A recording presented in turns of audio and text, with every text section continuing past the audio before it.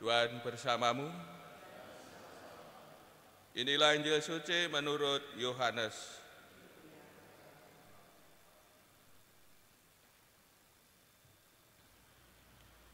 Waktu Yesus tergantung di salib dan dekat salib Yesus berdiri ibunya dan saudara ibunya Maria, istri Kleopas, dan Maria Magdalena.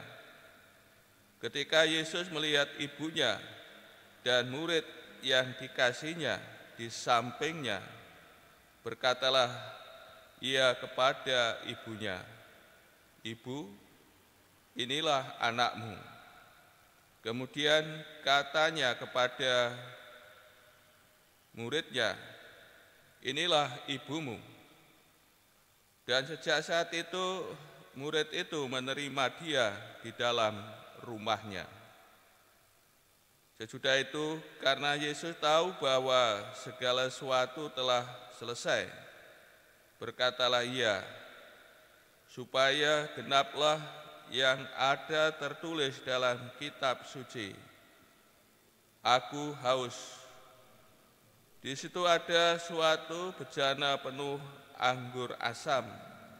Maka mereka mencucukkan bunga karang yang telah dicelupkan dalam anggur asam pada sebatang hisop, lalu mengunjukkannya ke mulut Yesus.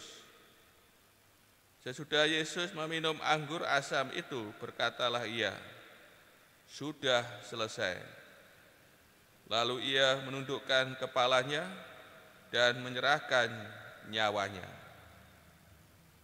Karena hari itu hari persiapan, dan supaya pada hari Sabat mayat-mayat itu tidak tinggal tergantung pada kayu salib, sebab Sabat itu adalah hari yang besar. Maka datanglah orang-orang Yahudi kepada Pilatus dan minta kepadanya supaya kaki orang-orang itu dipatahkan dan mayat-mayatnya diturunkan. Maka datanglah prajurit-prajurit lalu mematahkan kaki orang yang pertama dan kaki orang yang lain yang disalibkan bersama-sama dengan Yesus. Tetapi ketika mereka sampai kepada Yesus dan melihat bahwa ia telah mati, mereka tidak mematahkan kakinya. Tetapi seorang dari antara prajurit itu menikam lambungnya dengan tombak, dan segera mengalir keluar darah dan air. Demikianlah sabda Tuhan.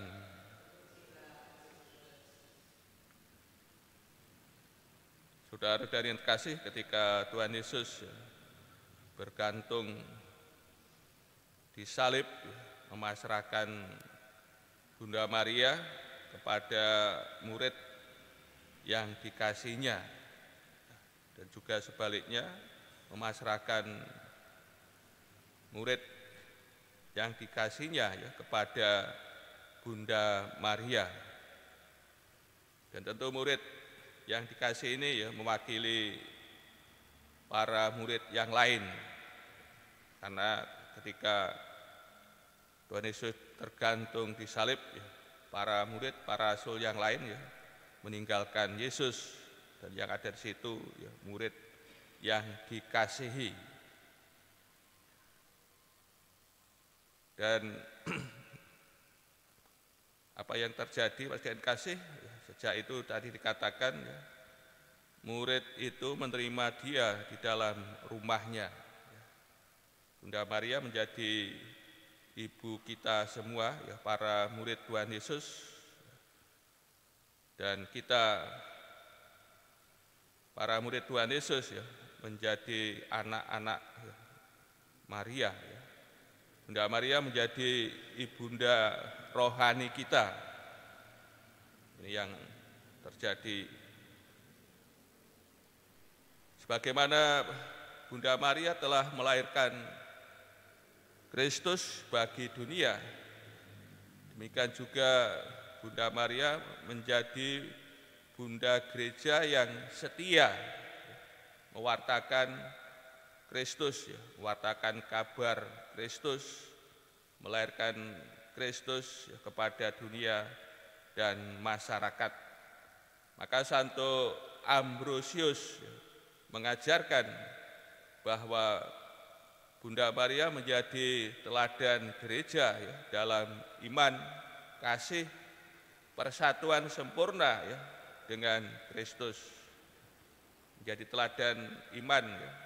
Tentu Bunda Maria sebagai orang yang pertama mengimani sabda Malaikat Gabriel ketika Malaikat Gabriel menyampaikan warta kabar sukacita.